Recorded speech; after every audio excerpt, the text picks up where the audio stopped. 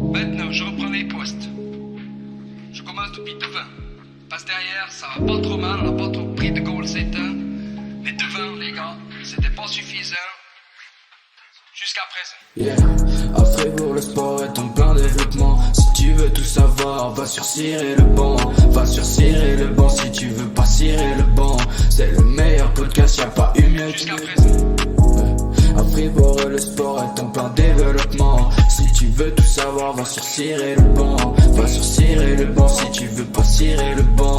C'est le meilleur podcast, y'a pas eu mieux. Jusqu'à présent.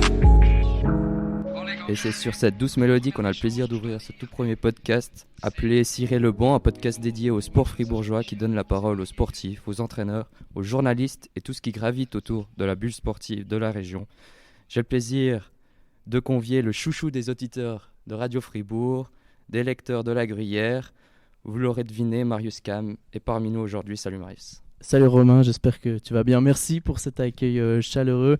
Et je n'oublie pas à mon tour de vous présenter, chers auditeurs, celui qui possède une jeune plume à faire rougir les plus grands rapaces et aussi le nouveau champion fribourgeois de futsal, mon cher et ami collègue Romain Ediger. Salut. Salut tout le monde. Et à nos côtés, un jeune hockeyeur et pas des moindres, Stéphane Rochette le décrivait comme un talent récemment dans son podcast Overtime. Salut Gaëtan Jobin. Salut Marius, salut Romain. Comment ça va ? Ben ça va bien, et puis vous ? Ça va très bien, écoute, on est très content de t'accueillir dans ce tout nouveau podcast. Alors, tu as 21 ans, tu es originaire de Belfaux, tu fais du hockey sur glace, tu as joué toute cette saison à Winterthur où tu étais prêté par Fribourg-Gotteron et puis tu as fini la saison avec Sierre pour ensuite disputer les playoffs. On va commencer avec une toute première question d'intro avant de faire le sommaire. Notre podcast s'appelle « Cirer le banc ». Qu'est-ce que ça représente pour toi cette expression « cirer le banc » ? Déjà je trouve le nom assez cool, donc le banc fait référence à un banc, que ce soit sportivement ou bien un banc par exemple où on est sur le podcast aujourd'hui, donc j'aime bien le nom. Après cirer, j'ai pas encore la ref, donc si vous pouvez m'expliquer ce que c'est.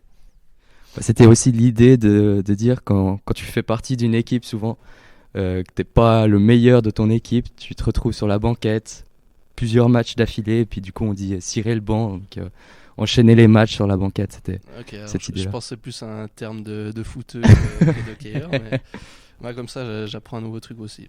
Alors pour le plan de ce podcast, on va partir sur trois grands thèmes. On va d'abord parler un petit peu le début de ta carrière d'hockeyeur et ensuite de tes juniors avec notamment un voyage au Canada. Ensuite on va s'intéresser à ton retour en Suisse, ton début dans l'élite en National League et un petit peu à la saison actuelle. Et pour finir on va évoquer le futur et un petit peu le futur d'après hockey et ta relation avec ce sport. Donc on va débuter tout de suite. À quel âge tu as commencé le hockey et où ? Alors je pense, j'ai pas l'âge exact, mais je dirais 4-5 ans. Et puis j'ai commencé à l'école de hockey à Marly. Et puis je me suis tout de suite pris au jeu, quoi. Donc après j'ai continué. On sait que dans ta famille, le hockey ça prend une place assez importante. Il y a ta sœur aussi qui joue. Est-ce que c'était ton papa ou ta maman qui vous ont mis sur les patins, ou c'est venu de toi Ouais, alors je pense de base c'est venu des parents qui voulaient juste me mettre sur des patins sans aucune envie, mais sans aucun but derrière. Et puis du coup, au final j'ai aimé. Ma soeur aussi pareil, elle a aimé, mais ouais, à la fin on a les deux aimé, on a continué à faire ça, et puis aujourd'hui on est là où on est, quoi. Est-ce que tu te souviens de ton premier souvenir d'hockey, vraiment le tout premier ? Alors bonne question ça. J'ai des petits flashs vraiment étant petit sur la glace en train d'apprendre à patiner avec des cônes et tous ces petits trucs pour apprendre, mais vraiment de hockey, j'ai aussi quelques flashs des premiers matchs. Quand on était petit par exemple, on faisait toujours un tournus pour ceux qui allaient au gardien, donc je me souviens aussi quelques épisodes où j'étais au gardien, où c'était vraiment drôle. Mais autrement, c'est sûr, des petits souvenirs comme ça, j'en ai quelques-uns, mais vraiment, par exemple, être gardien, là, c'était un bon petit souvenir. Et c'est un poste qui t'a pas particulièrement intéressé Ouais, c'était un peu plus compliqué, s'équiper, c'était différent, donc Ouais, moi je préfère patiner et puis marquer des goals, quoi. On dit souvent pour aller au but, faut être un peu fou. Les gardiens de hockey ils sont un peu fous. En général, ouais, je dirais même pas fou, mais spécial, quoi. Ils sont vraiment, vraiment spéciaux, donc je pense que c'est un monde à part à regarder, hein. Faut le vivre pour le voir, quoi. Ensuite, tu as rejoint les mouvements juniors. À Gauthieron, comment est-ce que ça s'est un petit peu passé justement ces mouvements juniors? Eh ben, ouais, donc du coup, j'étais à Marly jusqu'à, je pense, mes 8-9 ans. Et puis après, avec un autre copain, on n'était pas si mauvais. Et puis du coup, c'est un peu le chemin à faire de tout d'un coup se rallier à Fribourg. Donc après, on est parti à Fribourg les deux. Et puis depuis là, c'était une nouvelle petite carrière, hein, si on peut dire ça comme ça. Et puis c'était un nouveau départ, donc un peu plus professionnel, même si on n'avait que 10 ans. Mais ouais, rencontrer du nouveau monde. Et puis c'était vraiment une bonne expérience de voir un peu ce que c'était de jouer à Fribourg, même en étant petit, quoi. À cette époque-là, tu te rendais compte déjà un peu de tes capacités ou pas forcément, t'étais trop jeune? Oui, après, c'est sûr. Bon, après, ça n'a rien à voir d'avoir des capacités à cet âge-là, mais c'est sûr que voilà, c'était un peu plus rapide. Que les autres. Ouais, c'était un peu plus rapide que les autres, c'est sûr que ça fait une différence. Et puis, je pense que c'est ce que j'étais à cette époque-là, un peu plus rapide, peut-être déjà un peu plus grand que les autres. Donc, c'est sûr que le physique, ça aide. Et puis, je pense, ouais, à cette époque-là, ça a bien aidé. Puis intégrer aussi Fribourg-Gotteron, ça représente quand même beaucoup à Fribourg. Toi, t'allais déjà voir les matchs quand t'étais plus jeune? Je dirais à 8-9 ans, pas encore, mais après, ouais, une fois que tu arrives, c'est sûr, tu croises ceux de la première équipe dans les couloirs, et puis t'es assez impressionné, tu vas voir les matchs. Ouais, c'était une belle époque, vraiment, des bons souvenirs. Est-ce que ça t'arrivait des fois quand tu étais justement dans les juniors à Gauthieron, puis tu étais encore à l'école primaire ou secondaire, de devoir partir plus tôt des cours juste pour aller jouer au hockey? Alors à l'école primaire, pas.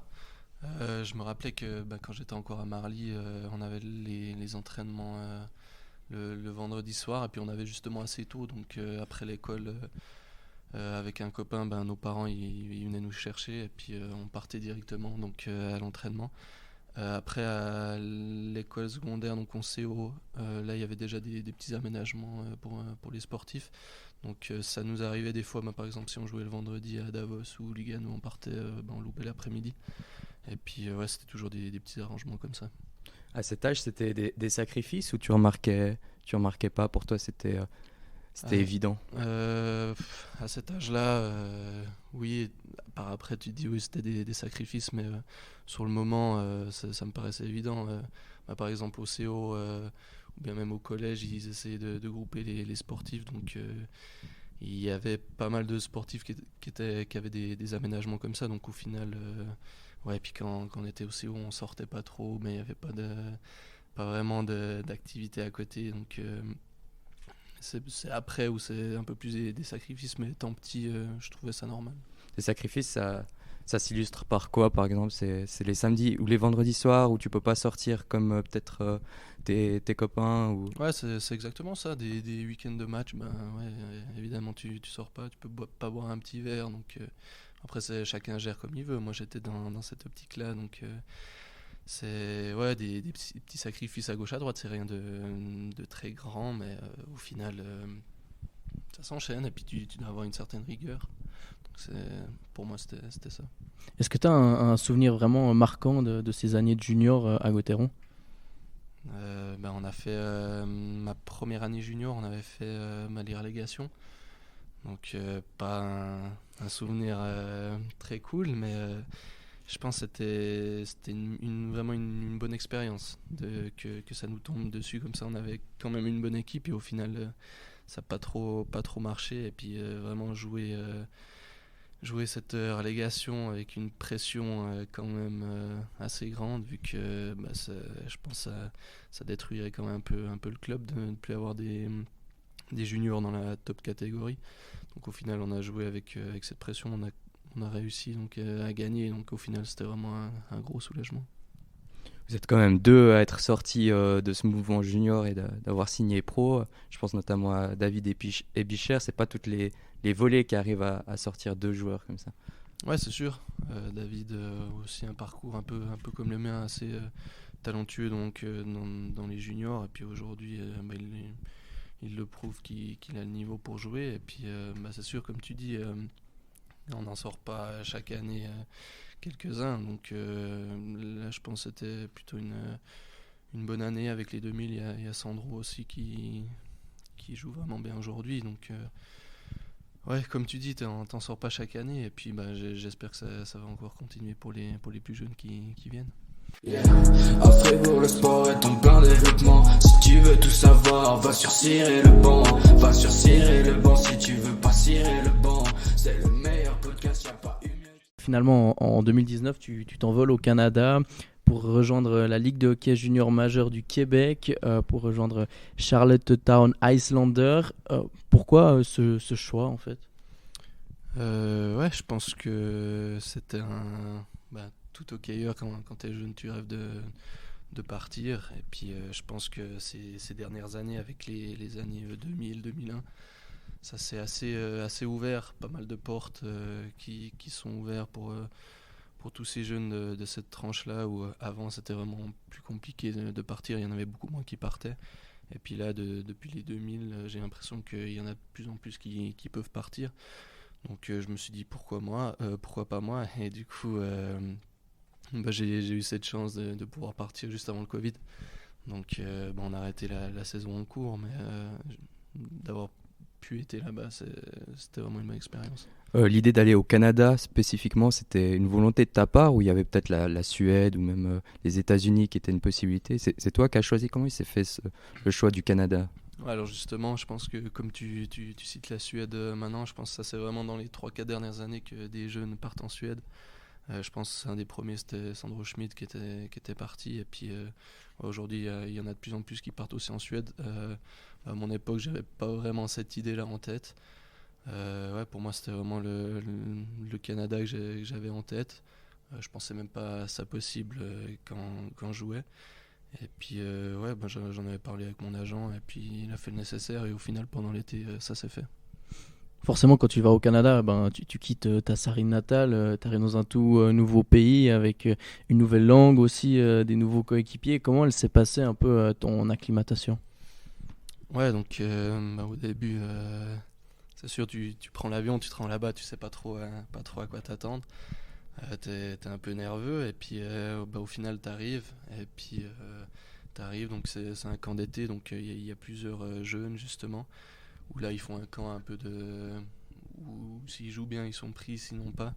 Donc là on était plusieurs et puis au final ça a quand même bien été, vu que il y avait pas mal de Québécois aussi, donc ça aide à l'intégration. Évidemment que l'anglais c'était pas encore facile à cette époque, donc mais après c'est sûr que si je regarde aujourd'hui avec un peu de recul, c'était vraiment une super expérience, quoi. Donc ça veut dire que durant ces camps, il y avait encore la possibilité que tu sois pas pris et que tu rentres en Suisse, ou bien c'était déjà acté? Ouais, non, c'était quand même déjà fait. Après c'était plus pour justement prendre le rythme, s'intégrer un peu plus à l'équipe. Et puis ouais, c'était vraiment ça l'idée des coachs, faire venir un peu plus tôt, comme ça tu peux t'acclimater un peu et puis jouer, et puis éventuellement qu'ils regardent un peu ce qu'ils peuvent faire de toi pour l'équipe. Les Islanders, ils t'ont quand même repêché en première ronde, 39e position. Par rapport à tous les autres juniors du monde, ça voulait quand même dire que tu avais quand même un bon potentiel à ce moment-là. Ouais, c'est sûr, je sortais d'une bonne saison, première année junior, donc après, comme j'ai dit, je pense que mon agent il a fait du bon boulot aussi. Il a regardé avec un peu toutes les équipes, et puis évidemment que les équipes elles cherchent un peu des profils bien précis. Si elles ont besoin d'un attaquant, d'un défenseur ou d'un centre ou même d'un gardien. Donc puis ouais, avec Charlottetown, ils voulaient un attaquant assez offensif, donc ils ont décidé de me prendre. C'est aussi une période où tu avais déjà fait les championnats du monde junior, U16, U17, U18, donc c'était à un moment donné où tu étais aussi en pleine forme.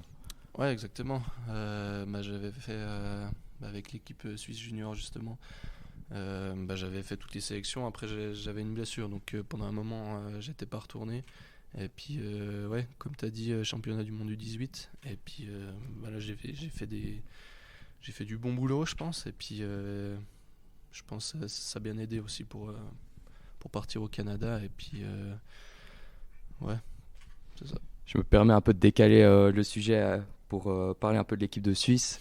Représenter son pays, quand même, ça doit faire quelque chose, je pense. Ouais, c'est sûr qu'au final, quand t'es dans l'équipe, dans l'équipe finale qui va jouer les championnats du monde, c'est sûr que c'est vachement plaisant. Et puis, ouais, on a toute une préparation avant ces championnats du monde. On a 2-3 semaines où on est un peu plus de joueurs et puis ils en font partir chaque quelques jours. Donc, tu joues avec un peu de pression. Tu te dis, aujourd'hui, peut-être c'est moi qui pars. Et puis, au final, 2 fois, j'ai réussi à aller jusqu'à la fin. Donc, puis, ouais, de jouer ces matchs contre des grosses équipes, Canada, Suède, Finlande, c'est vraiment une bonne expérience que tu peux que apprécier. Donc, c'est ce que j'ai fait. Heureusement que j'ai eu la chance de pouvoir participer à ces tournois. Justement, durant cette saison 2019-2020, donc tu joues au Canada, tu as aussi ces tournois, ces tournois mondiaux U20. Et en cherchant un petit peu, en faisant des recherches sur Internet, il y avait pas mal d'articles qui présentaient ces championnats du monde U20. Et à chaque fois, lorsqu'on parlait de la Suisse, il y avait presque tout le temps ton nom qui était mentionné, avec Gaëtan Jobin, l'ailier qui a du potentiel et tout. À ce moment-là, tu as vraiment plusieurs équipes qui sont vues sur toi. Il y a même... à certains moments, on a entendu parler des recruteurs NHL qui t'avaient noté sur la liste, en tout cas. Ouais, comme tu dis, je pense que d'aller au Canada, ça offre une visibilité en plus. J'avais fait un bon début de saison, donc évidemment que les scouts NHL ils viennent parler, donc c'est sûr que c'était beaucoup plus visible là-bas que ici en Suisse. Même en Europe, je dirais. Donc, partir là-bas, c'est vraiment une bonne opportunité pour un tout jeune. Et puis, ouais, c'est sûr, vu que tu es là-bas, évidemment, pour l'équipe suisse junior, ils regardent un peu plus les joueurs qui sont à l'étranger, que ce soit en Suède ou au Canada. Et puis, c'est sûr qu'ils attendent un peu plus d'eux et que tu vas être forcément sélectionné pour le camp de base. Je pense que tous ceux qu'on était au Canada, quand j'ai fait les mondiaux, on a tous été sélectionnés. Donc c'est sûr que ça monte à un potentiel plus élevé, je pense, que ceux qui jouent en Suisse. Quand tu dis que les agents, les scouts, ils viennent te parler ou prennent contact avec toi, c'est via ton agent? Comment ça se passe un peu, ces prises de contact? Ouais, il y a eu un peu de tout. Je pense que les scouts, ils ont dû appeler mon agent aussi pour parler. Les scouts, ils ont dû me parler directement à moi. Donc... c'est un peu, il y a plusieurs manières de contacter. Après, c'était pas, il y avait rien de concret, c'était juste il donne sa carte et puis comme ça tu peux garder contact, quoi. C'est assez flatteur. Oui, c'est sûr que c'est une motivation en plus. Et puis pour la confiance aussi, je pense que le hockey c'est vraiment un jeu de confiance. Donc si t'as ça en plus par derrière, tu peux qu'être confiant. Mais finalement, cette saison, elle s'est un peu terminée brutalement à cause du Covid. Vous n'avez pas pu finir la saison. Comment ça s'est un petit peu passé justement à partir de ce moment où tout a été fermé avec le Covid? Ouais, je pense ça a été un peu partout pareil, mais fin de saison, donc il reste que quelques matchs. Je pense que je remontais en puissance de nouveau. J'arrivais à refaire des points un peu, donc la confiance elle revenait. Puis ouais, je me sentais vraiment confiant pour les playoffs et puis au final on n'a pas eu le droit. C'est dommage, je pense que j'aurais pu faire quelques bons trucs et puis peut-être avoir une suite différente, mais au final ouais, je pense que c'était pour tout le monde pareil, ce Covid. J'ai dû rentrer plus tôt, donc les saisons qui se sont finies en junior ici aussi, donc c'était, je pense, vraiment compliqué pour tout le monde. Spécialement pour ceux qui étaient à l'étranger pendant ce moment-là. Et puis ouais, on a dû rentrer un peu plus vite et puis ouais, c'était vraiment le flou pour tout le monde, quoi. Comment tu t'analyses un petit peu justement cette période avec quelques années de recul maintenant, où tu dis que tu touchais presque du doigt un petit peu de ce rêve de NHL et finalement tout s'arrête. Je pense que le mental, il a quand même dû en prendre un coup. Ouais, c'est sûr.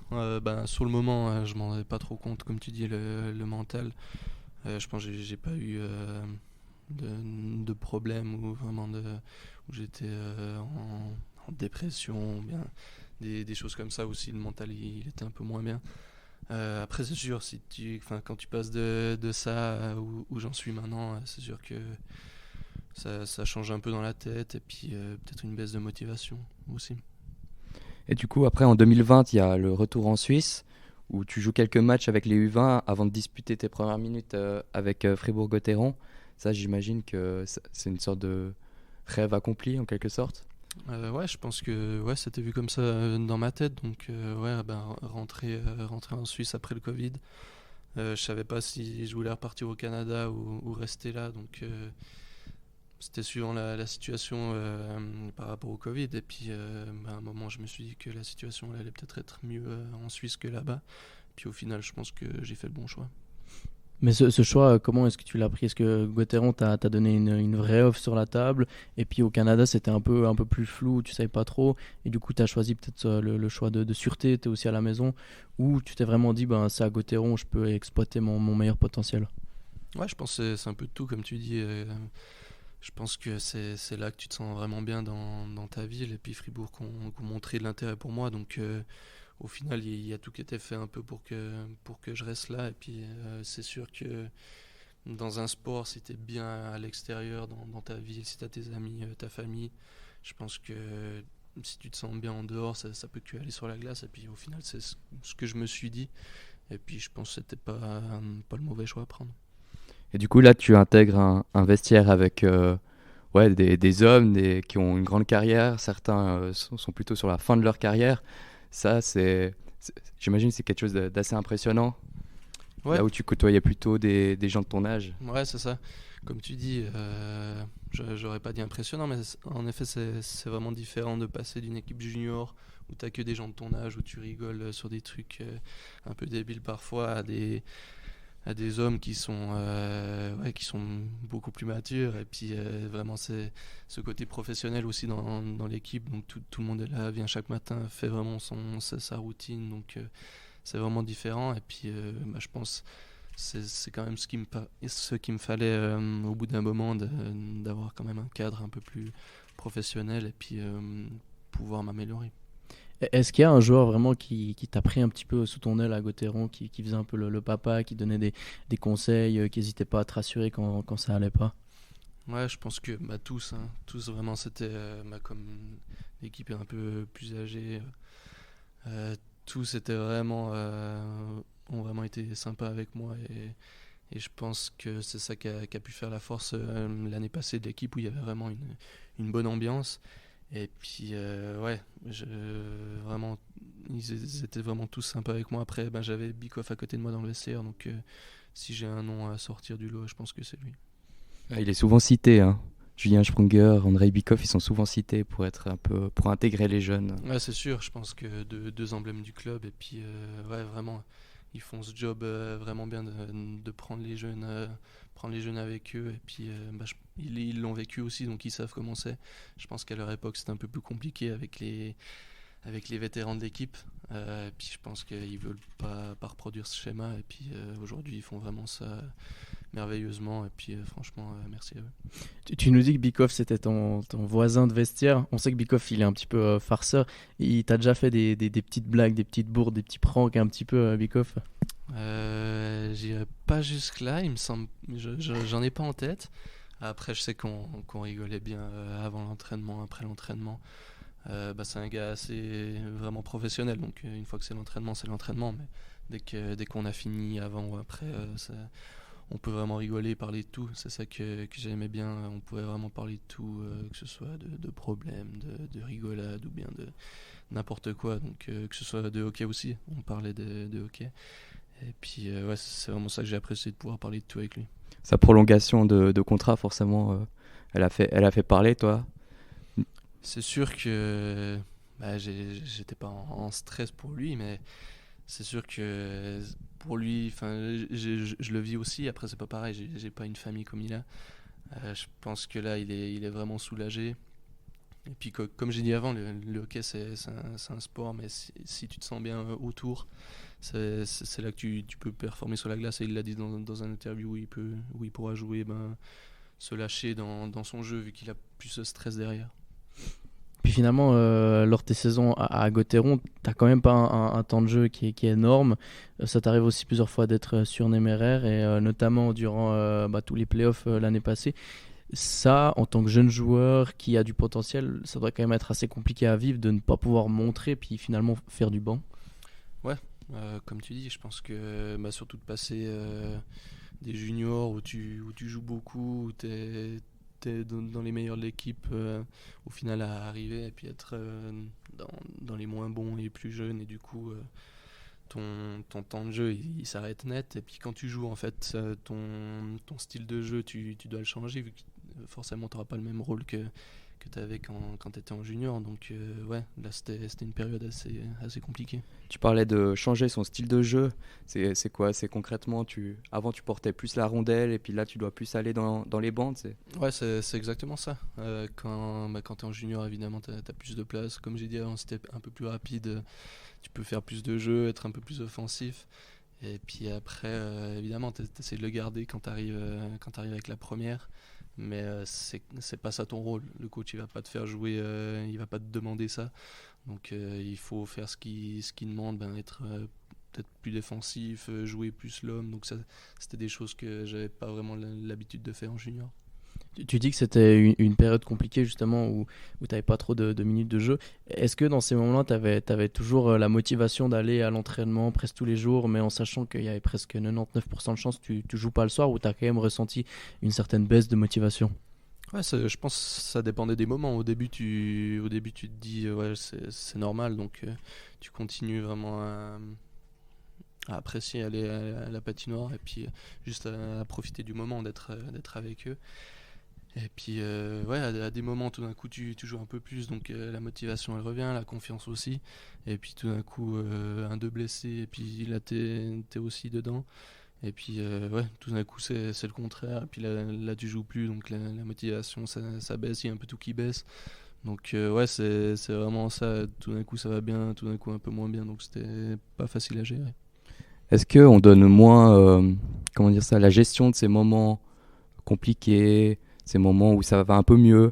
Est-ce que pour un jeune joueur, on lui donne moins de chance dans le sens où si c'est un joueur qui a un peu d'expérience, il aura quelques matchs pour rectifier le tir, tandis qu'un jeune joueur, lui, il n'aura pas forcément tout ce temps pour... Ouais, c'est exactement ça, mais je pense que à tous les niveaux, donc quand j'étais junior, c'était peut-être moi qui avais ces avantages-là de si tu fais une erreur, c'est pas grave vu que tu peux rattraper derrière. Mais là, c'est sûr que là, si tu fais une erreur, tu peux pas trop rattraper derrière vu que t'es un peu en dessous. Et puis, ouais, c'était ça. Quand tu joues, t'as pas trop le droit à l'erreur. Et puis, il faut essayer d'en faire le moins possible pour gagner la confiance du coach. On sait qu'il y a plusieurs athlètes, même dans tous les sports, qui dans ces périodes-là vont voir des psychologues, des coachs mentaux pour vraiment reconstruire le mental afin d'ensuite reconstruire leur confiance et de jouer mieux. Est-ce que toi, c'était ton cas ou tu as trouvé une autre façon de te reconstruire? Ouais, je pense qu'il y en a beaucoup qui vont voir justement ces coachs mentaux. Et puis, c'était pas mon cas. Je pense que quand ça va pas très bien pour moi, je me referme. J'essaye vraiment de prendre sur moi, de regarder les solutions par moi-même, sans aller voir les autres. Est-ce que tu penses que c'est un défaut justement de penser que tu peux tout régler tout seul, mais que finalement peut-être en parler ou simplement se faire aider par un coéquipier ou tes parents, ça peut être bénéfique? Ouais, au final, je pense pas qu'il y ait de bonnes ou de mauvaises solutions. Après, c'est sûr que si tu peux demander de l'aide, faut demander de l'aide. Je pense que ma copine me l'a assez souvent dit, donc mais au final, avec elle, on a beaucoup parlé. Puis c'est sûr qu'elle aurait fait des choses comme ça. Moi, je lui dis non, et puis au final, souvent, elle avait raison aussi. Donc, demander de l'aide, au final, c'est sûr que c'est vraiment bien. Après, pour moi, c'est pas naturel, donc c'est pas facile. On discutait avec sa copine, avec sa famille, c'est aussi une forme d'aide finalement. Ouais, c'est pas forcément les professionnels. Exactement, mais... ouais. Exactement. Je pense que discuter avec la copine ou la famille, ça aide à te libérer. Après, eux, ils auront peut-être un peu les mots, par exemple, de parents, où c'est jamais de ta faute, des choses comme ça. Je pense que c'est normal. Et puis où là, à la différence d'un coach mental, où il a les outils pour pouvoir t'aider finalement. Mais non, donc on peut dire que t'es pas le plus bavard du vestiaire. Non, je pense que ouais, au début assez timide. Après, une fois que tu vois les gars à chaque jour, je pense que tu commences à te libérer. Et puis je pense qu'ils l'ont remarqué aussi. On va revenir un petit peu au début de cette saison. Comment s'est passé un petit peu la préparation déjà d'été avant ta blessure? On a fait la préparation d'été comme je l'ai fait depuis plusieurs années maintenant à Fribourg. Et puis là après, on avait commencé la glace, les matchs amicaux. Et puis après, je devais partir à Chaux-de-Fonds juste avant de me casser le doigt. Et puis du coup, cette fracture elle a un peu compromis un peu tous les plans. Donc la saison aurait été différente si j'avais pas eu cette blessure. Tu serais de toute façon parti en Swiss League? Oui, je pense qu'au début, on avait, je crois, 14 ou 15 attaquants. Donc là, on s'était mis d'accord déjà avant de voir que j'ai assez de temps de jeu cette année. La Chaux-de-Fonds, c'était une équipe que tu connais déjà. Tu avais déjà disputé quelques matchs avec cette équipe. Ça te faisait plaisir d'aller jouer à la Chaux-de-Fonds ou tu avais quand même un petit peu de retenue en disant moi j'ai envie de jouer en National League? Ouais, comme tu dis, je pense que c'est un mélange des deux. T'as ce côté où tu peux aller jouer, avoir du plaisir, faire ce que t'aimes, au final être créatif sur la glace. Donc chose que tu peux pas vraiment faire en débutant en National League. Donc puis ouais, de l'autre côté, tu te dis mais moi j'aimerais quand même bien jouer là. Donc ouais, c'était un mélange des deux au final. Ouais, jouer en Swiss League, c'est presque maintenant le passage obligé pour les jeunes hockeyeurs suisses, surtout avec l'augmentation des 6 étrangers. Ouais, exactement. Je pense que tout jeune doit pouvoir jouer, et je pense que le saut junior à la National League, c'est un grand saut. Donc pouvoir accumuler des minutes en Swiss League, c'est que bénéfique. Je me permets juste de revenir sur l'aspect des juniors. Tu dis que le saut des juniors à National League, il est trop grand.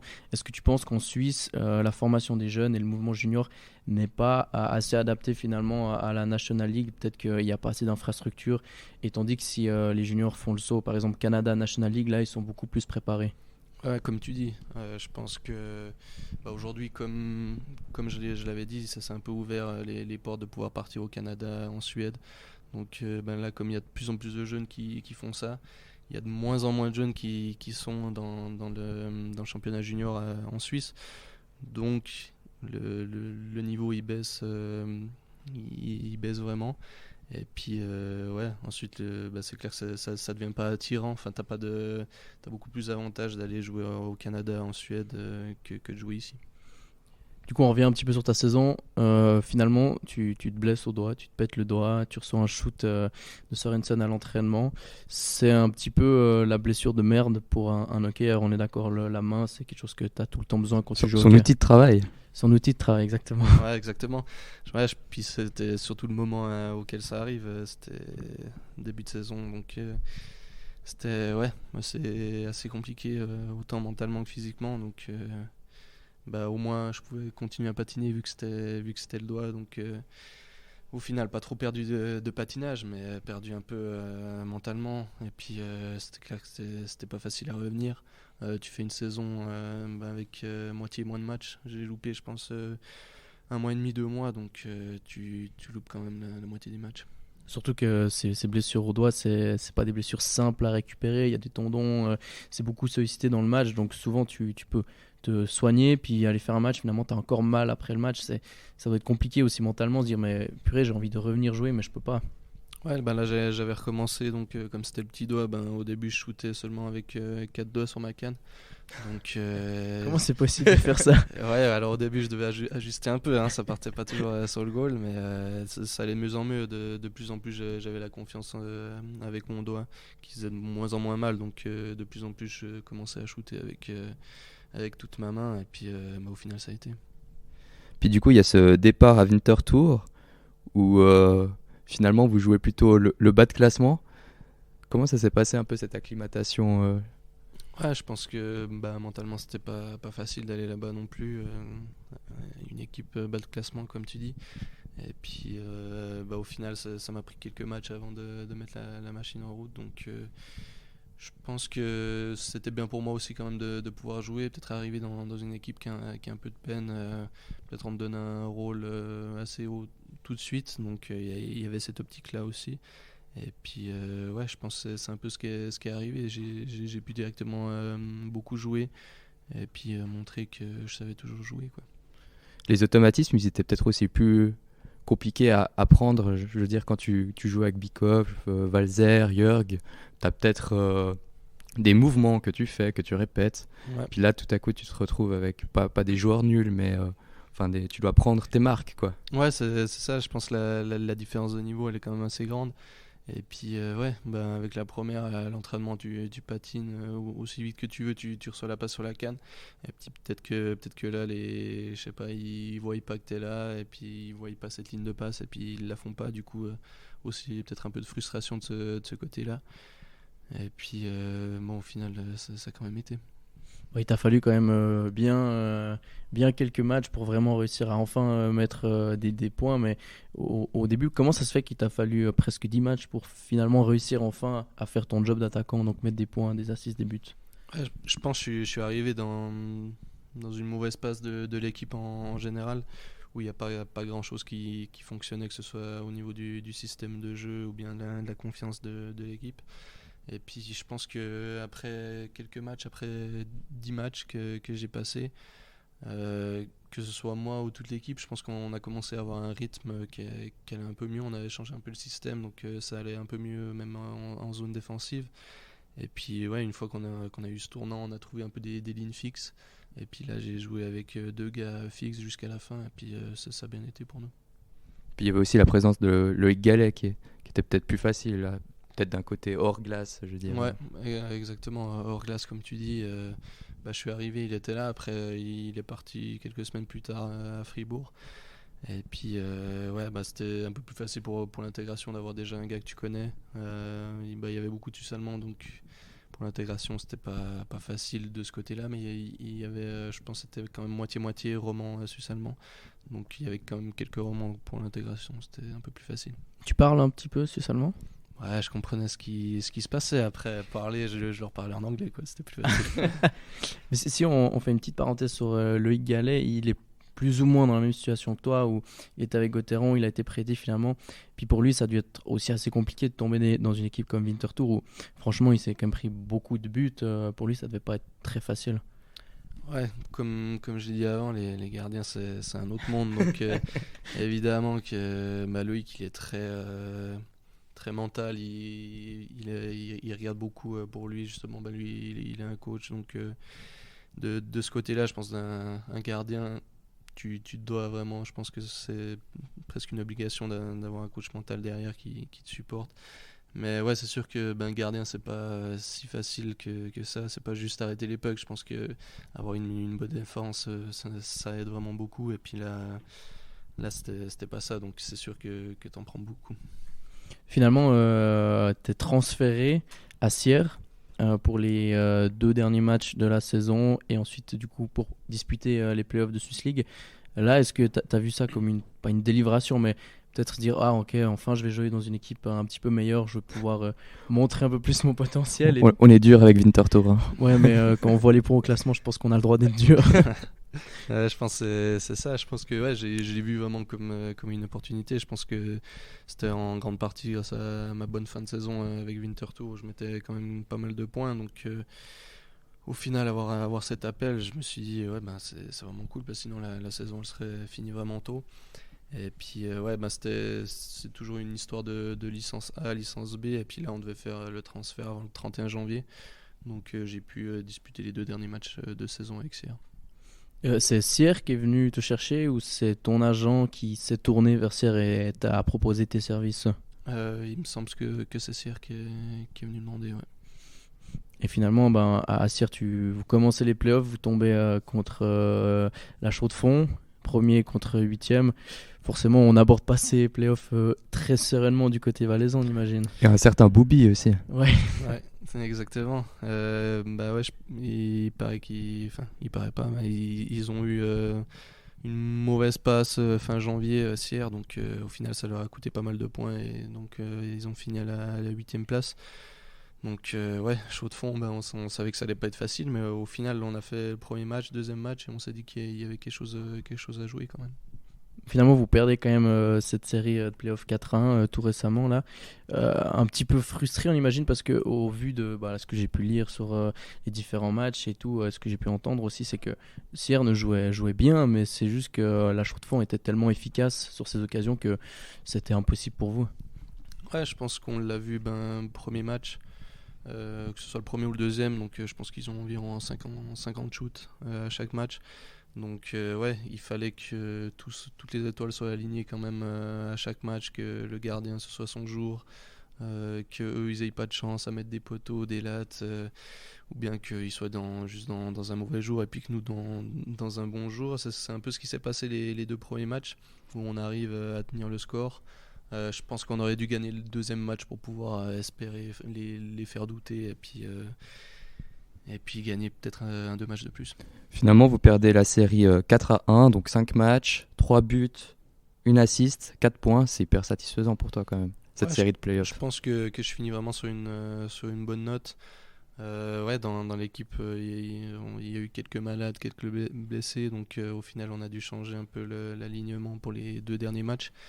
Et puis ouais, avec un peu de chance, j'ai joué avec Eric et Ria. Donc ouais, j'ai vraiment pu montrer ce que je pouvais faire en offensif, quoi. Mais c'est finalement, dès que le coach t'a replacé en première ligne avec ces 2 joueurs, justement, qui sont quand même des bons joueurs, que tu as vraiment réussi à marquer des points, tu as mis un doublé, tu as fait aussi des assists. Est-ce que le fait de justement être à côté de bons joueurs, ça aide toi à être meilleur? Ouais, c'est sûr que si tu joues avec des joueurs qui ont un peu plus d'expérience, qui jouent vraiment avec plus de confiance que des jeunes, ça aide vraiment, surtout un joueur comme moi qui aime la créativité, jouer en attaque. Je pense que c'est plus facile de jouer avec des joueurs comme ça. J'ai entendu dire aussi que lors du dernier match, c'était à la Chaux-de-Fonds, tu mets un but, un assist, sauf erreur, et t'es juste pas homme du match. Et ça t'a un petit peu déçu parce qu'à la Chaux-de-Fonds, quand t'es homme du match, tu reçois une Tissot normalement. Ah voilà. Ah ouais, alors ouais, pour l'anecdote, ouais, je voulais aller la chercher le dernier match. J'ai fait la victoire ou la montre? Les deux. Je voulais bien les deux. Et puis ouais, au final, juste pas. Donc ouais, c'était un peu triste, mais je vis avec. T'aimes bien les montres, il me semble. Ouais, j'aime bien. Je pense que c'est un joli bijou pour tout homme, donc ouais, j'aime bien. Homme avec un grand H, bien sûr. On précise. Mais donc du coup, voilà, ta saison aujourd'hui, elle est finie avec le HC Sierre. Ton contrat, il se terminait cette saison. Il en est quoi de la suite pour toi? Ouais, on parlait de l'agent avant, donc je vais l'appeler cette semaine et puis voir ce qu'il a à me proposer. Puis à partir de là, on verra ce qu'il y a et puis ce que je peux faire. Mais sans forcément parler de nom, tu as déjà des propositions où tu sais un peu, tu feras toujours du hockey la saison prochaine? Ouais, alors justement, je sais pas du tout. Je dois vraiment l'appeler vu que c'est lui qui a les contacts, c'est lui qui a fait les appels, qui reçoit les appels. Donc pour l'instant, j'ai aucune idée. Ouais. C'est un coup de fil un peu stressant quand même. Ouais, après, je me suis fait à l'idée quand même pendant la saison. Enfin, quand ça va de moins en moins bien, vu que tu y penses un peu chaque jour, ah, j'ai rien, au final, ça aggrave moins la chose. Enfin, ça devient de moins en moins grave à chaque fois d'y penser. Donc ouais, quand j'y pensais au début de saison, évidemment que j'étais tout stressé, mais là, plus tu y penses, moins c'est grave, quoi. Mais est-ce que tu te vois l'année prochaine jouer encore en Swiss League par exemple dans une équipe de bas de classement, ou c'est une possibilité qui te freine un tout petit peu? Ouais, je pense que c'est quand même une possibilité qui freine un petit peu. Pourquoi pas éventuellement une équipe de haut de classement. Donc ouais, faudra vraiment voir ce qu'il a à me proposer. Et puis ouais, c'est sûr que ce serait une décision bien réfléchie aussi, avec que ce soit à côté du hockey, savoir quoi faire, quoi. Donc ça veut dire que tu as déjà envisagé la possibilité de peut-être mettre un terme à ta carrière professionnelle et continuer à jouer au hockey, par exemple chez les Bulls de Gap, où tu connais Noah Chan, il me semble, et puis à côté finalement continuer tes études. Ouais, je pense que j'ai envisagé toutes les possibilités possibles. Et puis, évidemment que ça faisait partie. Et puis, j'ai vraiment fait toutes les combinaisons possibles. Et puis, j'attends cet appel. Et puis, à partir de là, je me ferai d'autres possibilités encore. À Fribourg, le sport est en plein développement. Si tu veux tout savoir, va sur Cirer le banc. Va sur Cirer le banc si tu veux pas cirer le banc. C'est le meilleur podcast, y'a pas une. Du coup, ça nous permet un petit peu de faire le lien avec notre troisième thème, un peu ta vie privée et puis ta relation avec le hockey. Toi, en ce moment, tu es en études, sauf erreur, tu réalises les études gymnasiales à distance, c'est ça ? Ouais, c'est exactement ça. Donc j'avais commencé ça début de l'été l'année passée. Donc aujourd'hui je continue ça. Et puis c'est sûr que à mon époque c'était un peu plus compliqué d'associer hockey et puis études. Donc j'avais fait 2 ans de collège et puis après j'ai dû partir au Canada, et quand je suis revenu j'étais directement avec la première, donc entraînement tous les matins. Tu peux pas associer les deux, c'était un peu compliqué, donc j'avais rien fait quand je suis revenu. C'était important pour toi de continuer de valider un papier, de continuer les études pour avoir quelque chose à côté? Au début pas trop. Après, quand t'as les parents derrière qui disent qu'il faut, t'es en mode j'écoute pas trop. Et au final, avec du recul, je pense qu'ils avaient raison. Je pense qu'il y a beaucoup de situations comme ça où, avec du recul, tu te dis ils avaient raison. Donc pour le moment, le seul papier que tu as, c'est ton diplôme de CO et ton permis de plume que tu as reçu en deuxième primaire, c'est ça ? Ouais, exactement. C'est exactement ça. Donc là, je fais ça pour justement au moins avoir un papier, quoi. Imaginons que tu valides ton papier, tu as ton bac. Est-ce que tu envisages encore des études universitaires en haute école après Comment tu envisages justement ta vie à côté du hockey ? Ouais, je pense que c'est ça, d'avoir cette maturité gymnasiale, maturité fédérale du coup, et de pouvoir justement faire des autres écoles, que ce soit l'Uni ou bien des autres projets, et puis de pouvoir faire ce que j'aime au final sans avoir cette pression du hockey derrière. T'as déjà un intérêt pour un domaine particulier? Marius, il me parlait de géographie. Je sais pas si c'est toujours d'actualité. Il y a par exemple la géographie, ou que ce soit l'architecture, ou ce genre de choses. Donc j'ai quelques idées en tête. Après c'est de la musique d'avenir, quoi. Parce que il suffit d'aller voir un peu, d'espionner ton compte Instagram, de voir que tu as un compte aussi de photos. Donc t'es un hockeyeur, mais qui aime aussi un petit peu l'art. Qui a une fibre artistique. Exactement, ouais. Ouais, je pense, puis c'est pas plus mal d'avoir un peu de créativité dans le hockey. Et puis je pense que c'est un petit équilibre à avoir, de trouver quoi faire à côté de ton sport qui est ton métier. Vu que entraînement le matin, après t'as fini ta journée, donc pour moi c'était parfait de par exemple continuer les études l'après-midi au lieu de perdre juste du temps à rien faire. Et puis que ce soit la photographie, j'y ai pris goût assez rapidement, et puis au final je fais ça à côté tranquillement, quoi. Parce qu'avant de prendre justement, enfin de commencer ce collège à distance, tu avais l'entraînement le matin, et c'était quoi un peu ton programme l'après-midi ? Tu étais juste à la maison, tu chillais, ou qu'est-ce que tu faisais ? Ouais, justement ça me faisait culpabiliser un peu d'être à la maison, rien faire, parce que tout mon sac d'amis ils étaient aux études, donc les potes que je m'étais fait au collège, eux qui étaient aux études, donc au final on en rigole, qui me disent t'es au chômage, je sais pas quoi, tu vois. Et au final quand tu l'entends chaque semaine, tu te dis mais attends, je fais vraiment rien, genre. Puis du coup au final tu culpabilises un peu de vraiment rien faire, donc j'essayais de faire un deux trucs, et puis quand même de faire quelque chose et pas juste perdre mon temps. Est-ce que tu culpabilisais quand tu voyais les heures passées sur ta PlayStation aussi ? Ouais, justement, j'essayais de limiter un peu, et puis le fait que tous mes potes soient à l'école l'après-midi ou qui travaillaient, je jouais pas l'après-midi, puis je jouais que le soir, quoi.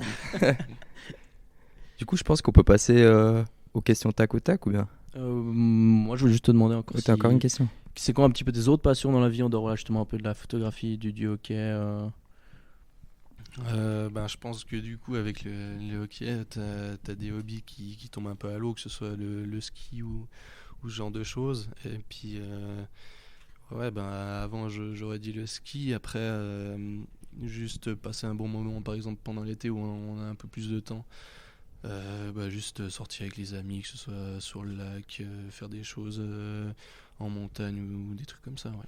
Est-ce que des fois tu regrettes un petit peu de ne pas vivre cette vie d'étudiant que vivent tes potes où voilà, tu as les cours, vous êtes tous ensemble, tu passes des bons moments à l'uni, tu peux sortir le jeudi soir, le vendredi, tu as un peu ton week-end pour toi, tu peux profiter, faire la fête. Et est-ce que des fois tu dis ça me manque un petit peu ça ou finalement ça va? Je pense au début je me disais pas trop, maintenant que tous mes potes y sont, ma copine y est aussi, ouais, cette vie étudiante elle est vraiment sympa. Donc ouais, c'est quelque chose qui te traverse la tête. Après, c'est pas ce que je me disais il y a quelques années où bien quand tout va bien, tu vois, quand tout va bien, tu penses vraiment ok. Et puis ouais, au final, quand ça va moins bien, tu te dis ouais, mais attends, est-ce que je serais pas plus heureux à faire autre chose, faire ce que j'aime ou faire ce que tout le monde fait, quoi. Parfait, on peut passer à notre dernier petit thème. Ça va être voilà, question-réponse avec un superbe nom qu'on a trouvé ensemble, Romain. Ouais, sur la banquette. Donc, c'est des questions assez simples où tu réponds et puis tu peux te justifier aussi un petit peu. Bon, on va commencer avec des questions plutôt simples. C'est qui le meilleur joueur avec qui tu as joué? Bikoff. Et puis, celui que tu as affronté? J'ai affronté, je dirais, Jack Hughes, justement, qui joue en NHL. Là. Bah, il y a eu un peu tous ceux qui jouaient aux États-Unis, enfin dans l'équipe des États-Unis ou au Canada, pendant la période où j'étais en équipe nationale. Ah, ouais. Ah, putain, Jack Hughes, c'est un bon morceau celui-là. Ouais, c'est un joli nom que j'ai trouvé. Qui est ton meilleur coéquipier en troisième mi-temps? Tu joues en quatrième tiers plutôt. Ouais. Jordan Mougro. Ah, ouais. Si tu devais changer une seule règle dans le hockey, ce serait quoi? Pas de zone de gardien. Ça, c'est un sujet qui fait un peu débat ces temps. L'obstruction quand... Ouais. Ça? C'est quoi, interférence? Ouais, donc ouais, ils ont changé un peu les règles ces derniers temps, mais si t'as pas de zone, t'as pas de problème, donc pourquoi pas. Mais tu trouves que cette règle, elle est un peu là pour surprotéger les gardiens? Il y a déjà eu le débat plusieurs fois dans la presse. Ouais, bah là, ouais, il y a eu plusieurs débats. Enfin, c'est assez compliqué, que ce soit pour les arbitres ou pour nous. Il y a pas vraiment noir ou blanc. C'est toujours un peu une zone grise. Donc des fois c'est goal, des fois pas goal, dépendamment de l'arbitre, quoi. Ok, et puis du coup, là, finir ta carrière à Fribourg sans gagner un titre ou jouer 2 ans à Berne ou Genève et gagner un titre? Jouer à Fribourg sans titre, je pense quand même. Tu serais considéré comme le traître de la région sinon. Ouais, je pense que c'est un peu ça. Donc ouais, non, je joue à Fribourg sans titre à mon avis.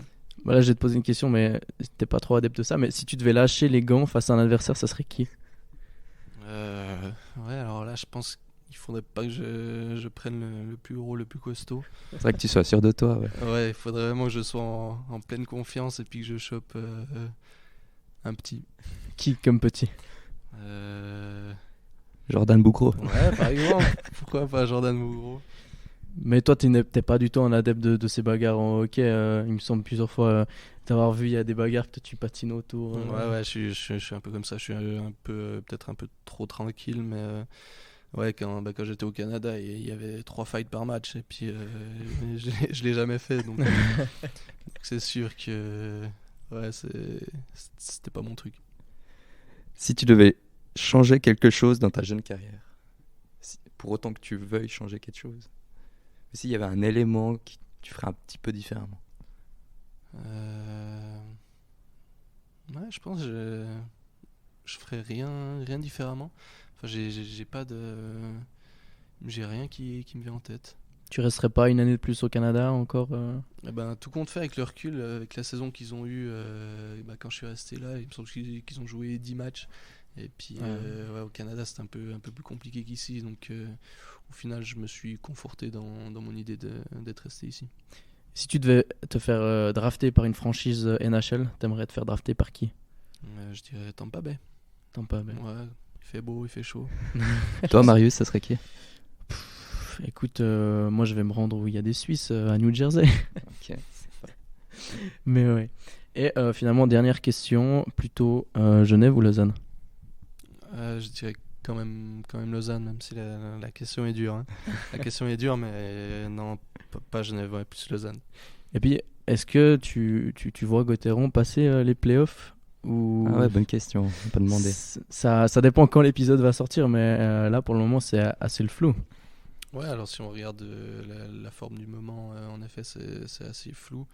Je pense que s'ils arrivent à retrouver une bonne forme, à mon avis, il n'y a pas de souci. Je pense que la cohésion de groupe, elle est vraiment bonne. En tout cas, quand j'étais là. Donc, à mon avis, s'ils retrouvent une certaine stabilité, je pense que ça peut le faire. D'accord. Peut-être dernière question. Pour ou contre le retour de Dido à Fribourg? Ouais, alors T'as entendu? J'ai vu ça hier comme tout le monde.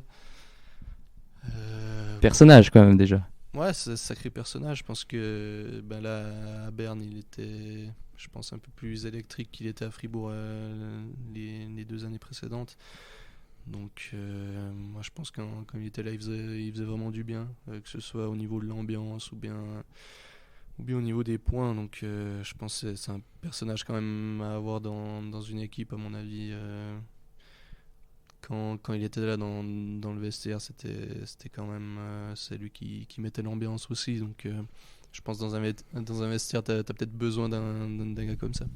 Je me permets d'ajouter pour ou contre le retour de Dido et le retour de Radgeb. Ouais, alors ça... De Radgeb? Bah, j'ai suite vu. à leur récente altercation musclée sur la glace. Ouais, alors Les c'est deux dans le sûr même que- vestiaire. C'est sûr que les deux dans le même vestiaire, je sais pas ce que ça donne. Après, je pense que tout le monde arrive à rester professionnel. Je pense que s'ils se voient en dehors, ils se font une bonne poignée de main et puis tout ira bien. Merci beaucoup Gaëtan. Je crois qu'on arrive gentiment à la fin de ce premier épisode de ce podcast Cirer le banc, Romain. Pur plaisir en tout cas, ouais. Pur Merci plaisir. beaucoup. Merci à vous. Merci pour cette discussion. En tout cas, nous, on revient tout bientôt, dans 2 semaines, on espère. On espère, ouais. On va essayer de tenir ce rythme de un épisode toutes les 2 semaines, sachant qu'à côté, on a tous les deux des études, des jobs d'étudiants. Et on va vous présenter plein d'autres athlètes dans le canton, des femmes, des hommes, également, on espère, des journalistes, des entraîneurs. On a plein d'idées en tout cas, on espère que ça vous plaît. N'hésitez pas à nous suivre sur nos réseaux sociaux, dont on n'a pas encore le nom maintenant. Voilà. Ça va se faire. Ça va se faire tout tranquillement. Voilà, c'est le début, on est jeune, mais on apprend. Et puis on espère qu'on va passer de rookie, du statut de rookie à légende. Ouais, exactement, ouais, dans la légende. Du coup, merci, merci Marius Cam, Merci beaucoup, Gaëtan Gaëtan. Jobin. Merci à vous, c'était sympa. Avec plaisir. Allez, ciao, ciao. Ciao. Yeah. À Fribourg, le sport est en plein développement. Si tu veux tout savoir, va sur Cirer le banc. Va sur Cirer le banc si tu veux pas cirer le banc. C'est le meilleur podcast, y'a pas une minute.